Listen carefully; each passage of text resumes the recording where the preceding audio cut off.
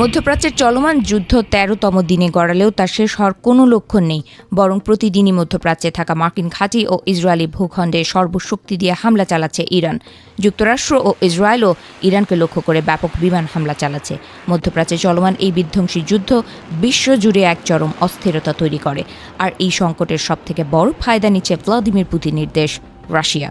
ইউরোপীয় কাউন্সিলের president Antonio Costa সতর্ক করে বলছেন, ইরান যুদ্ধে এখন পর্যন্ত একমাত্র বিজয়ী পক্ষ হল মস্কো, কারণ জ্বালানির দাম বৃদ্ধি এবং পশ্চিমাদের সামরিক মনোযোগ ইউক্রেন থেকে সরে যাওয়ায় পুতিন এখন আগের চেয়েও বেশি লাভবান হচ্ছেন।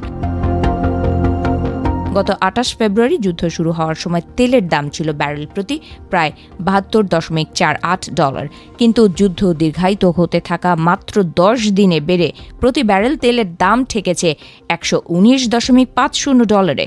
এর ফলে রাশিয়ার রাজকোষে তেলের বিশাল মুনাফা ঢুকছে। এছাড়া ট্রাম্প প্রশাসনের কাছ থেকে রাশিয়ার কাছ থেকে তেল কেনায় ভারত ৩০ দিনের বিশেষ অনুমতি পাওয়ায় পুতিনের ইউক্রেন যুদ্ধের খরচ জোগানো আরও সহজ হয়ে গেছে। শুধু তাই নয়, ইরান যুদ্ধ শুরু হওয়ায় ইউক্রেনকে এতদিন রসদ জুগিয়ে আসা যুক্তরাষ্ট্রের সব মনোযোগ এখন মধ্যপ্রাচ্যে রয়েছে।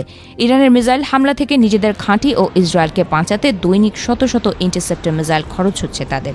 আর তাই ইরান যুদ্ধ দীর্ঘায়িত হলে রাশিয়ার বিমান হামলার সামনে ইউক্রেন আকাশ প্রতিরক্ষা ব্যবস্থা সংকটের মুখে পড়বে বলে আশঙ্কা করেছেন প্রেসিডেন্ট ভলোদিমির জেলনস্কি।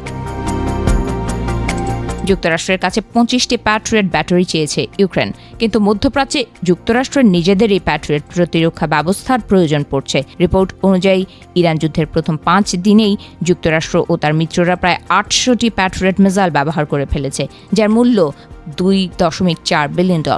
পুরো ২০২৫ সালে যুক্তরাষ্ট্র মাত্র ৬২০টি এই ধরনের মিসাইল তৈরি করেছে, অথচ ৫ দিনে খরচ হয়েছে তার চেয়েও বেশি।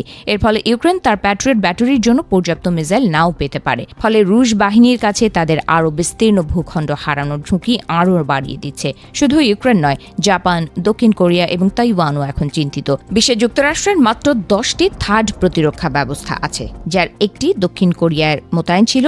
ইরান মধ্যপ্রাচ্যে অবস্থিত কয়েকটি থার্ড ব্যাটারিকে ধ্বংস করার পর যুক্তরাষ্ট্র এখন দক্ষিণ কোরিয়া থেকে তাদের থার্ড সিস্টেমের অংশবিশেষ মধ্যপ্রাচ্যে সরিয়ে নিচ্ছে। ট্রাম্পের এই সিদ্ধান্তে দক্ষিণ কোরিয়ার নিরাপত্তা নিয়ে প্রশ্ন উঠেছে। তড়িঘড়ি করে যুক্তরাষ্ট্র এই প্রতিরক্ষা ব্যবস্থা সরিয়ে নেওয়ায় উত্তর কোরিয়ার হুমকির সামনে অরক্ষিত হয়ে পড়েছে দক্ষিণ কোরিয়া। বিশেষজ্ঞদের মতে, ইউক্রেন যুদ্ধে ব্যস্ত থাকার ফলে সিরিয়া ও ভেনেজুয়েলায় নিজেদের প্রভাব হারিয়েছে রাশিয়া। ঠিক তেমনিভাবে ইরানকে দমানোর নেশায় যুক্তরাষ্ট্র থার্ড সরিয়ে নেওয়ায় ওয়াশিংটনের ওপর ভরসা হারাতে পারে ইউক্রেন ও দক্ষিণ কোরিয়া। ইউক্রেন ও দক্ষিণ কোরিয়ায় যুক্তরাষ্ট্রের কৌশলগত অবস্থান দুর্বল হয়ে পড়লে রাশিয়া ও চীনের কাছে ওয়াশিংটন বড় ধরা খেতে পারে বলে সতর্ক করেছেন তারা।